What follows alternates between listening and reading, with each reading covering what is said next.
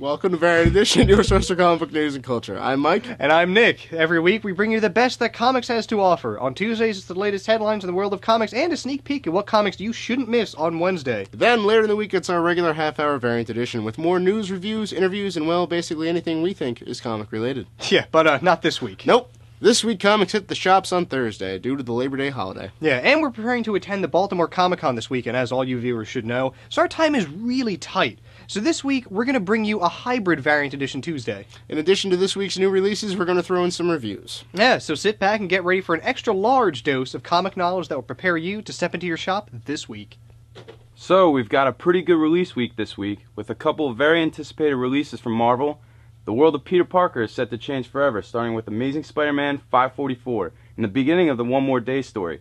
Take it from us, there seems to be some real changes coming. Speaking of changes, Captain America's back. Or is he? Captain America Chosen #1 ships this week. Could it be a hero's return?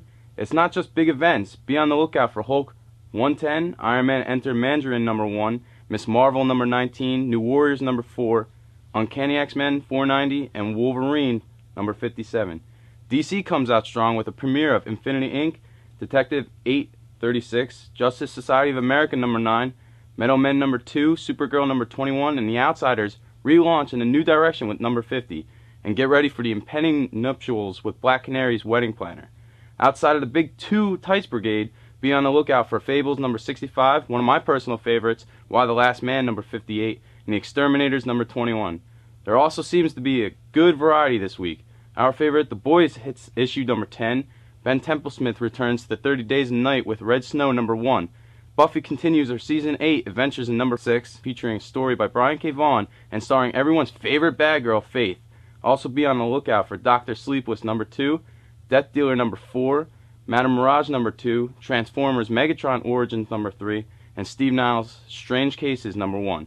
Beyond comics, stores should start seeing the Adam Hughes design Red Sonja statue, the Delato Red Sonja bust, Bowen's Beast statue, and a few posters from DC including Catwoman, Power Girl, and Zatanna. Nice. Our pick of the week, jumping from the pages of Hellboy, our favorite retro pulp hero gets to star in his own book. Lobster Johnson, The Iron Prometheus #1 premieres this week. Even if you're not a Hellboy fan, this is sure to be an exciting read. No headlines this week, but we'll remind you that the Baltimore Comicon runs this weekend in Baltimore, Maryland. The guest list is pretty impressive. Check out their site for a full rundown. Also, we announced the sad passing of artist Mike Wieringo a few weeks ago. His loss will be felt at cons, and especially at the Baltimore Comicon, where he was a frequent attendee. To celebrate his life and work, con organizers will be holding a special panel Saturday from 4 to 6, where his friends and colleagues, including Mark Waid and Todd DeZago, will share their fondest memories of one of comics' greatest artists. We look forward to being in attendance. Look forward to more news next week after the con. Alright guys, first review of the week right here, Silver Surfer Requiem issue 4. Now, for those of you who haven't been following this series, this is pretty much basically a Marvel Knight story in same fashion as Spider-Man Reign, where it's kind of almost like a what if, or like kind of like the end, but just under the Marvel Knight imprint. So you see the Silver Surfer has been stricken with an awkward illness, which over the decades has just been building up of him using his cosmic power, and by Galactus giving him the power, it's finally, been worn away. His skin's like fading away, like you can see his original skin reverting back to what it was. So he's sick, he's losing his power, he's dying very slowly. He goes to Reed Richards for help. There's nothing Reed can do, and Reed feels really bad. There's actually a really nice sentimental moment where, Doctor Strange comes up out of his weird spiritual astral plane form mode, and, he offers him this nice, kind of like a goodbye gift of, all the great things that happened because of the Silver Surfer saving Earth and turning on Galactus when he did, when Galactus came and threatened to, destroy the Earth and all that back in the 60s, 70s in Marvel continuity time. So this issue is really great. It's Norrin's final journey back home to Zenla and to his beloved Shalabal. And it's really touching. This is a great, heartbreaking series because, it's one of Marvel's greatest characters, and you figure characters like this don't ever die. They got this, limitless power. They're going to be around for eons and eons to come, and sadly, it can actually get turned around in the quickest, moment. So it's really great. There's absolutely beautiful, immaculate renderings of space and all the, the high-tech cities of Zenla by Esad Ribic, man. This is like, I couldn't have pictured anybody else drawing this. Like, I'm so glad it came out in this painted form, because it really does the character justice, because that's what he deserves. It's such a beautiful book, and the words that Straczynski, writes as the thought balloon, and the overall narratization, those are probably the exact same words that Norn would use and speak if he was like an actual real person. So that's like really touching, and the series is just really strong. There's even a point where Galactus comes and mourns the loss of his greatest herald. He did so much for him, and now he is, Galactus being the all-powerful, being he is, he can't even stop from one of his greatest heralds from dying. So that's a pretty big deal. And, the issue wraps up, with Norn, of course, dying back home. And his wife, Shalabel, actually asked one, last favor of Galactus. And it's really nice and sentimental, and it's got a great metaphoric meaning to it. And what Galactus does is that he turns Norn into a star. And and she says it has this nice deep meaning of it's a star of hope, it's a star of peace, in case there's any kind of like bad things happening on the planet of Zenla, they could always look up to the star and think of Norn and what he did for the planet and what he's done throughout the cosmos over the years. So, all in all, a great book, man. I hope for those of you who read it, you enjoyed it. For those of you who missed out, the trade will come out soon enough, prestige hardcover format.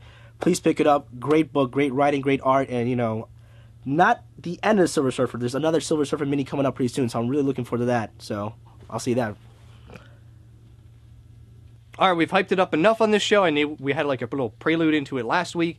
But issue 1 of Mice Templar. Here's your little review. Mice Templar, amazing. I really, really enjoyed this book. A lot of people are like, oh, it's like Mouse Guard and blah, blah, blah.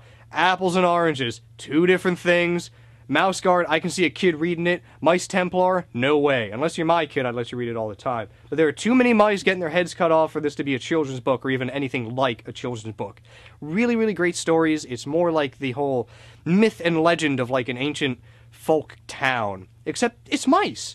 And they live their simple lives, they do their things, and there's like the stories and the rumors of the Templar, and everyone's saying, oh, that's just myth and legend, and they don't really want people to embrace it and have their youngsters be overcome with these stories and become Templar, because apparently nothing good happens from that. It just starts wars, you play with matches, you're gonna get burned. Anyway, really, really cool. The characters in it are great, despite the fact that they're mice. You can really relate to these people, because, well, these mice, because they have their same days, some work, some do this, one's a blacksmith. The kids spend the rest of their days like playing, Templar. Because if I was a kid and I heard stories about them, I'd want to be one of them too. Book's great, and everything hits the fan when the rats show up. That's one thing Mouse Guard didn't have. Rival rats. It is such a good idea. You have the humble little mice and these big badass rats that want nothing but bloodshed, destruction, and just beating the crap out of mice. Amazingly written. The artwork is really, really good. And I gotta say, my favorite character in this book so far, well, actually now, because he's kind of in this issue, Deshawn, I believe his name was. He was kind of like, incognito in this whole thing. He was the blacksmith of the town, but he used to be a Templar, and he kind of keeps that low-key, doesn't really want anybody talking about it, because it's not really looked upon in the best of light. But when things go down in this town, he's the guy you want to turn to. They have this giant, spider god that shows up. Didn't stand a chance against this guy. He knew exactly what he was doing, and he wasn't messing around. And when the rats show up, they give him nothing that this guy didn't deserve. They gave him everything, and they kind of took his life at the end, but it was a glorious death. There's one page where he's got 8 blades in him. It's just that was my favorite character. But what better way for someone like that to go than with 8 blades through you, fighting your way out? It was great. The end of the story so sets up for this big epic journey that our one young mouse is going to be taking, who I think is going to be the new god of the Templar. They kind of talk about that later on in the issue. But it's really, really good, and I'm really looking forward to seeing where this is going. And if anything that Brian Glass has told us is true, this book is definitely going to be worth a pickup.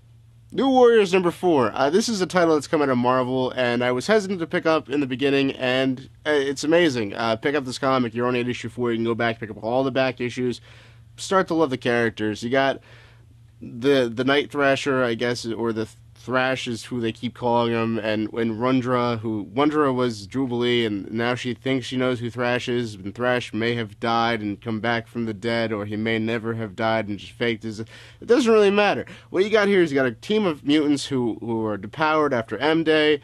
They decide they still want to fight crime. The only way they can do this is with technology, so they're building these strength enhancers and fire and ice things and flying capabilities, and there's Stilt Girl. Stilt Girl, who can extend her legs and her arms and fight crime that way. It's okay, kids. She dies in this comic, so don't worry about that crappy character any longer. Stilt Girl is dead, thank God. But yeah, it's new warriors. They're training in the beginning, and Thrasher's like, well, I left you in charge of this team, and you haven't done anything with them. They suck. What did you do? And she's like, well, we're still practicing, and we're still a team, and they're my friends. He's like, well, they're not your friends. They're your teammates now, and you got to fight with them, and, you got to hold them and iron claw and be like, this is what we got to do, and double sessions so you guys are good. And, oh, crap, the Zodiac showed up. All right, everyone, let's go. Field mission. We didn't practice. Oh, and Stilt Girl dies. Pick up this comic. It's a great story so far. Nice progression, interesting story going on. And turns out that some of their cybernetic enhancements may be from Wakanda. I wonder. Black Panther trying to redeem himself after what he did to Captain America? Perhaps. We will find out in later issues. Pick it up. All right, guys. Next review for the week right here. Batman Annual number 26. The definitive Ra's al Ghul origin. This is it, people. This is it. Forget, anything you've ever heard, even though there was a very, detailed graphic novel released back in 1992. I believe it was called Head of the Demon or Blood of the Demon, which was pretty much set the standard for Ra's al Ghul. Apparently not. This is it. And by far mostly the most bizarre, unconnected, weirdest Batman setup story plot I've ever read in my life. I've only been reading Batman for like 2-3 years, but still. Basically, the story sets up in Australia, of all places. Batman's on some random murder mission to figure out these two ecologists that got murdered while they were studying some habitat and some weird insects, living longer than they should, which I'll explain later. And he just stumbles upon like some weird clues. So it's flashing between Batman and Damian and Talia al Ghul, where she's like teaching Damian, you gotta learn about your great-grandfather, he was this great man, and seeing how we've all read Damian, he's this little stuck-up brat, he doesn't want to do anything but just, kill people and be with his dad, who is Batman, supposedly. So she's trying to teach him all this stuff, and we're seeing the definitive origin of Ra's al Ghul. He got brought up, he was taught the mystic arts by this great elder guy, and he said he had to, he would have taught him that if he only married his daughter. So he married his daughter, and she learned a thing or two about what her father was studying. So they were together. They were able to crack the code of what eventually became the Lazarus Pit. So it just shows all these different stages and points of time. 1800s, 1900s of Ra's al Ghul, looking for the pits and then putting together these chronicles of a formula of what to do just in case he's near death. You got to go into a Lazarus Pit and do such and such procedure in order to live again and get vital. So it's just really weird. The art was like shaky at best. These two guys are pretty esteemed, artists. I wasn't comfortable with it, and just like the plot, I can understand what they were trying to do is clever, but it just wasn't executed well at all. And for a Batman annual, there wasn't really much Batman to it. Like I said, he was just a side plot. He was actually a subplot in his own book, so it was kind of funny. All in all, not very good annual, not a very good setup for what's supposed to be one of the biggest story arcs later on this year, the Return of Ra's al Ghul. I wasn't too happy with it, but I am looking forward to Tony Daniels taking over on Batman and kicking some serious butt on that book artistically, because I've seen some pages. So looking forward to that. Don't look forward to this. You can do without picking this up. Go with the 1992, Blood of the Demon graphic. Much better. But this book definitely doesn't do it for me. All right, everybody. 855 of Action Comics. I've only been reading the ones with, like, Zod in it, because, it's Zod. But this one, I had to read it because it's got one of my, like, all-time favorite artists doing the art for it, Eric Powell. His cover's awesome, the interior art is just as good, and who better to do Bizarro than Eric Powell? His depiction of Bizarro World and all that jazz, great. But anyway, here's the gist, the skinny on this story. Bizarro shows up to the Kent Ranch, and, steals Superman's dad. You don't really do that to Superman. You don't really do that to anybody. Bizarro did it, but he's Bizarro. So now Superman's on this trek trying to find out, I gotta find, where Bizarro took him and all this other crap. So he goes to his computer that tells him everything, because Superman don't know much, so he's like, I gotta put this rock in here to learn what I have to do. He does that, and the talking head tells him that, he went to this planet with the blue sun, I'll direct you to it, blah, blah, blah. He's got a spaceship. So he goes to Bizarro World, and everything's, like, insane. I'm telling you, this is a really, really good depiction of Bizarro World. It's not like, black is white and up and down, like, so clean cut. It's just, like, really, really effed up. It's, like, the exact opposite of what everything Superman has, like, been involved with, and it's so nice. Like, weird crawly landscapes and just buildings made out of, like, taking apart cubes, and just really, really well done. Bizarro looks great. All the other Bizarro characters on Bizarro World look awesome. And the second Superman shows up, it's just utter chaos, because all the people on Bizarro World think he's Bizarro, and they want to kill Bizarro, but he's not Bizarro, and then Bizarro shows up. Lots of craziness. At the end of the issue, you find out that Bizarro does have, Clark Kent's dad, and he's kind of using him the way that Superman has, like, his Fortress of Solitude, and, like, the head comes up and it talks to him and all that stuff, except he's got, Jonathan Kent kind of floating there. I don't know how he does it, but he doesn't want to be there, and Superman's there to bust him out. And then they end it with this nice little kind of twist. Bizarro wants to destroy Bizarro World, which I guess makes sense because he's Bizarro. Well, that's a lot of Bizarros. The issue was bizarre, and the artwork was amazing. Superman fan, definitely read it. Eric Powell fan, definitely check it out because the artwork's amazing. And me, I just thought it was crazy. So definitely check it out. Wraith, number 3 or 4. What we got here is a guy who was at one time a Kree, and now he's not a Kree because he's got these parasite things on him to make him stronger and quicker reflexes, and he's got a weapon that can change into swords and knives, and it's a really complex character. Just go with it, okay? He's amazing. And on top of that, his ultimate weapon is he shows you his soul, and you go crazy and shut down. Okay, fine, I can go with that. Kind of like, the whole, like, death stare thing that, the other flamey head guy has going on. His name's Ghost Rider. I totally blanked there for a second. Anyway, so it's basically Wraith on Ronin is what's going on in this.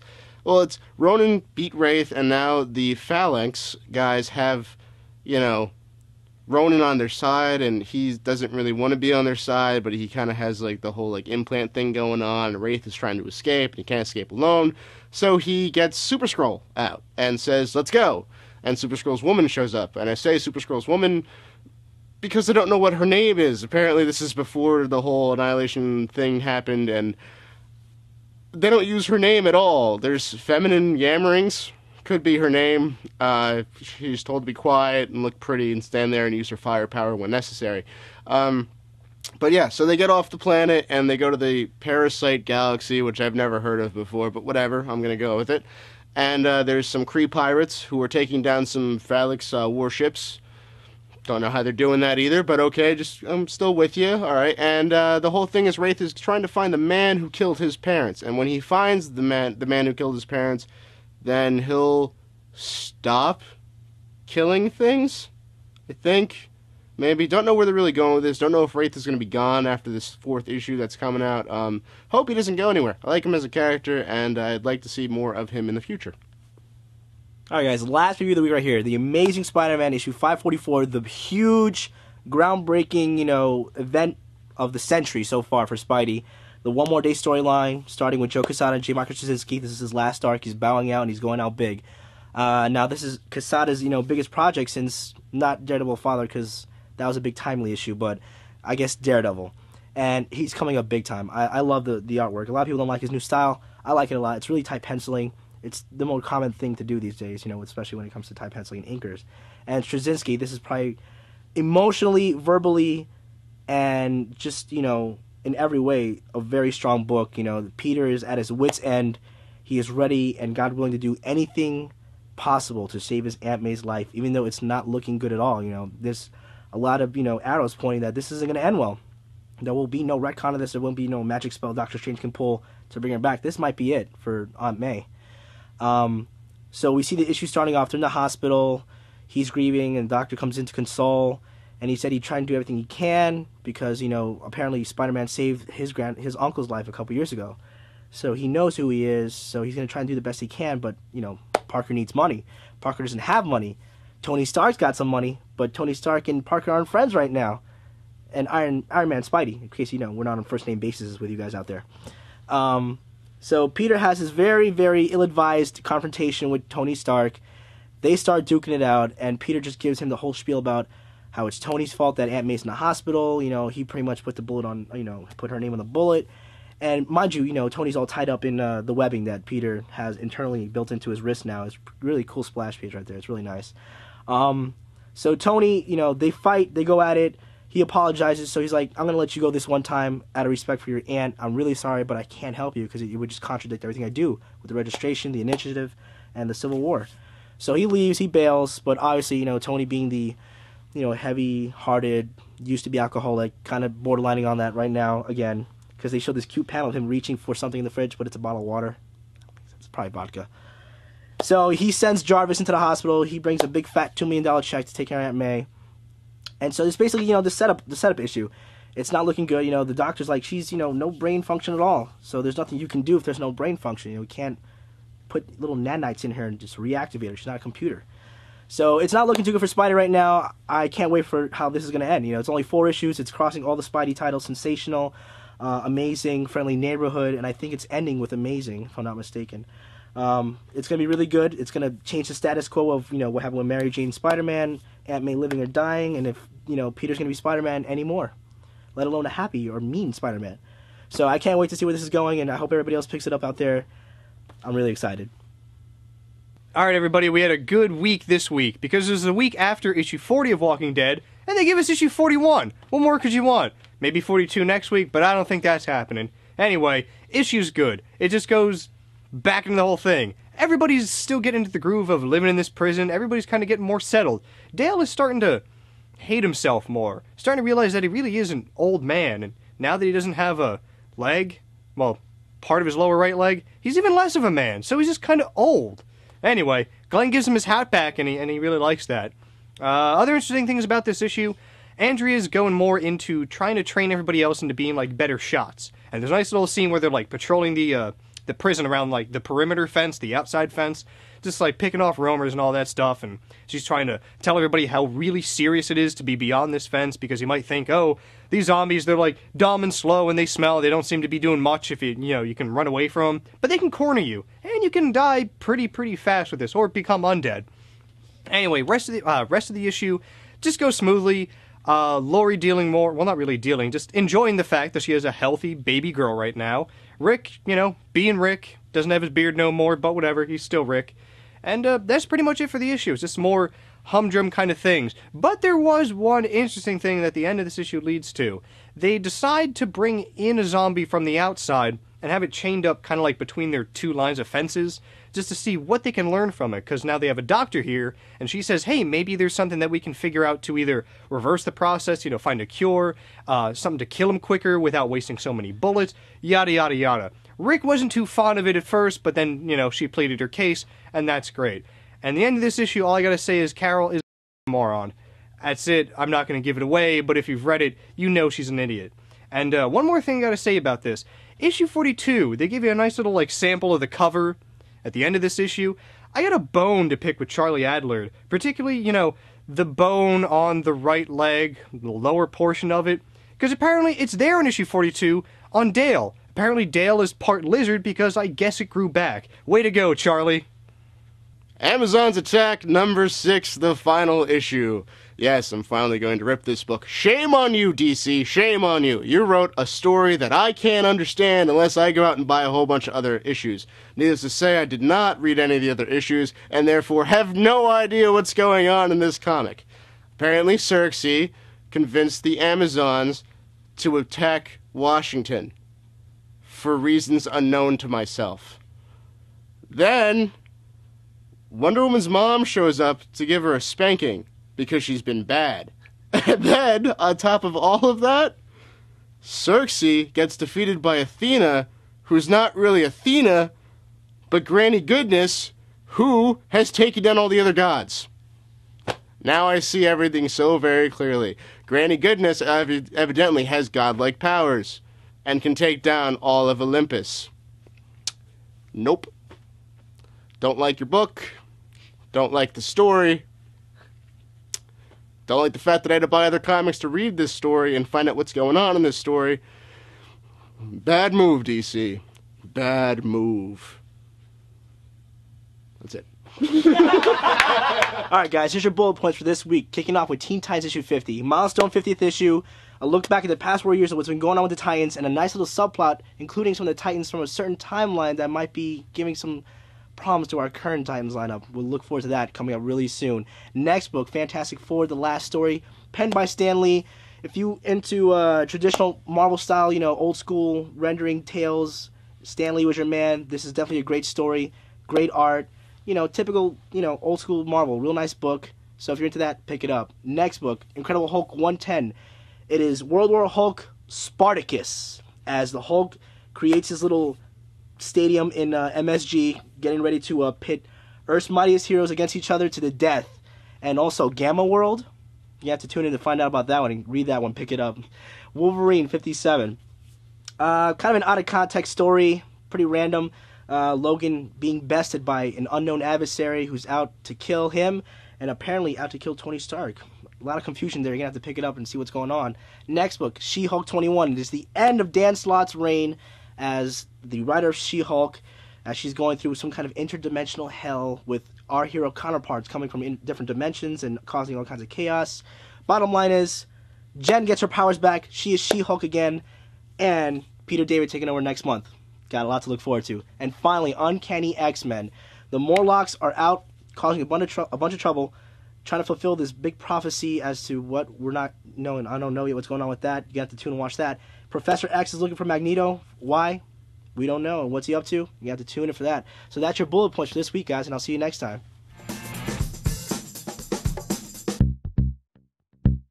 All right, that's it for Variant Edition Tuesday this week. Yeah, not our usual format, but, we got the Baltimore Con in a few days, so we didn't want to bite off more than we could chew. See? We're learning. Told you. So since we'll be in Baltimore this week, if you are a creator or a publisher and would like to talk to us, just let us know. Send Kevin an email and we can set something up. Okay, it's time to go, but before we go, don't forget to check out the Comics Podcast Network. It's a great source for some of the coolest comic book-related podcasts out there. That's right, and as usual, watch after the credits for another promo from another show on that network. Don't forget, there are still quite a few ways to watch us. You've got iTunes, VO, YouTube, and Google Video. And don't forget our new high-res feed from Blip TV, or head over to variantedition.com and watch us on our page. Yep, that's it for Variant Edition Tuesday. We'll see you next time. Welcome to Comic News Insider. Brought to you by Dynamic Forces. This is Michael Emerson from Lost. Rosario Dawson. Joss Whedon. Darwin Cook. With your host, Joe. And Jimmy. This is SpongeBob SquarePants. John Cassidy. Jim Lee. Tim Sale. Hi, heroes. This is Stan Lee, and you're listening to Comic News Insider. New episodes every Wednesday. Check us out at comicnewsinsider.com.